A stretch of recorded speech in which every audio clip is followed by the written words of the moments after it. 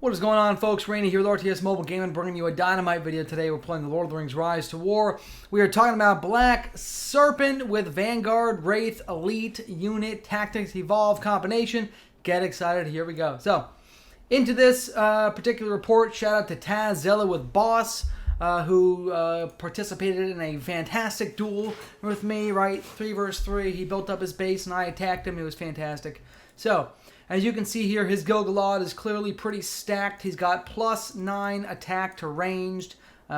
He's got plus 8% damage to his elves, and he has a very, very powerful assortment of other equipment overall, as well as crowd control immunity for the first 4 rounds through Aegis, okay? His units, he is using Sentinels with Dispersion, he is using Bowknights with Dispersion, and he is using Heralds with the Light Armor ability, which is going to give him enormous amount of damage and tankiness, okay? His build is fairly standard as well. Alright, into Black Serpent, ladies and gentlemen, I'm running with mostly purple gear here. I am using a Pursuit Tactical Mark accessory. I'm using an Anti-Madness helmet for the chest. It's anti-burn with defense, and for the weapon, it's a standard melee cutlass, okay? Skill build-wise, also very typical. I have the bottom R0 tree maxed out. I have the R3 tree maxed out. My extra points I have into Powder Keg and Arson, which will give me 3 to 5 damage instances in rounds 3, 6, and 9 to help cut through any sort of enemy avoidance.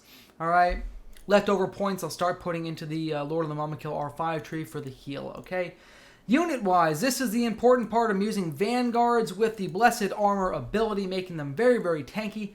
And then, of course, we are using the Wraiths, who are running with Perseverance, which stacks up very, very nicely with their damage-dealing abilities, okay? So the whole point of this build is for my evil men to take 43% reduced physical damage, okay?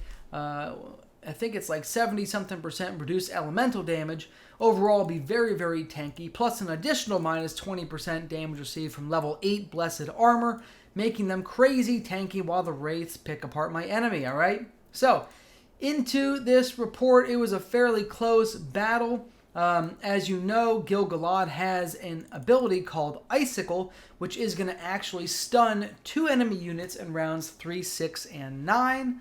Okay, so this is going to lower my overall damage for my entire fight by 30%. This is a very substantial damage mitigating ability if you don't have stun immunity, which I'm not rocking, okay? If I was running an anti-stun helmet instead of anti-madness helmet, maybe this would have performed even better, okay? So, as far as the actual damage output, most of the damage output came from the Wraiths. As far as the enemy's damage output was concerned, most of the damage, of course, came from the Sentinels running with Dispersion, okay? End of the report itself, ladies and gents, here we go. Deep dive. We'll cover rounds 1, 2, then we'll jump to round 8. Why not? Alright. So, I am going to be dealing fantastic damage here in round 1, okay? Cutting through the enemy pursuit, even though the enemy is using White Council to make them even tankier for the first couple damage instances received. I am still going to hit for 14-5 on the Heralds directly into their face. Alright?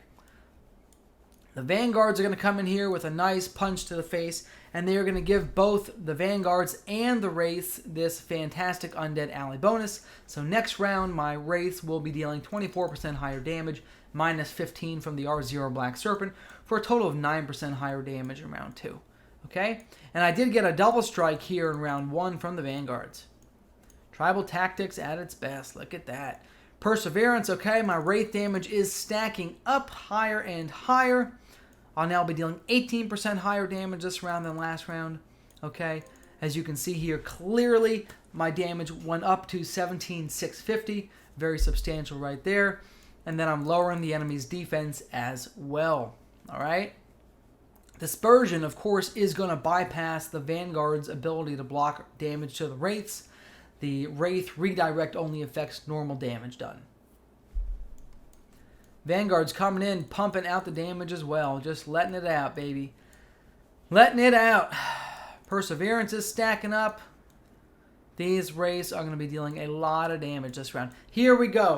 Okay, so, unfortunately, the Sentinels and the Bone Knights were all able to dodge Black Serpent's abilities. However, the nice thing is that the Powder Keg actually triggered the Sentinel's swiftness, which means it will be eliminating that guaranteed avoidance once my pursuit expires. Okay? My units are now stunned in round 3, folks. They are stunned here in round 3. They're going to deal no damage. Going to deal no damage. Okay. Unfortunately. Then we have Perseverance maxing out in round 4 for the Wraith. They'll be dealing maximum damage here in round 4. 19,775 with Perseverance maxed out. Okay? As well as Undead Ally. Alright.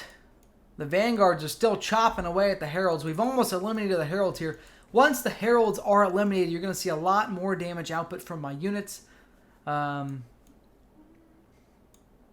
Okay, and here in, let's see here. Here in round 5, the Heralds have been eliminated.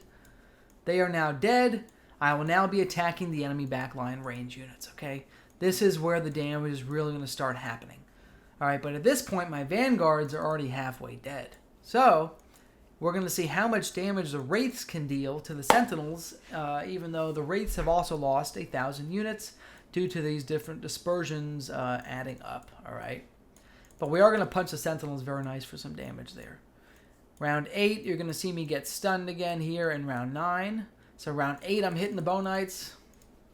Round 9, I'm going to get stunned.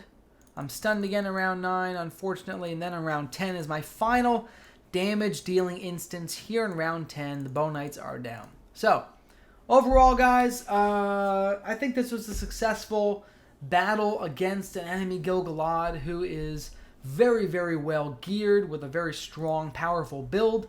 I think this shows the potential of Black Serpent running this Wraith Vanguard combination. I am enjoying this combination. I think it has worked very well. And overall, you know what? Keep that theory crafting going strong. If you guys think of new unique builds you want me to test out, feel free to message me and I'll give it a shot. I love you a long time. Randy out.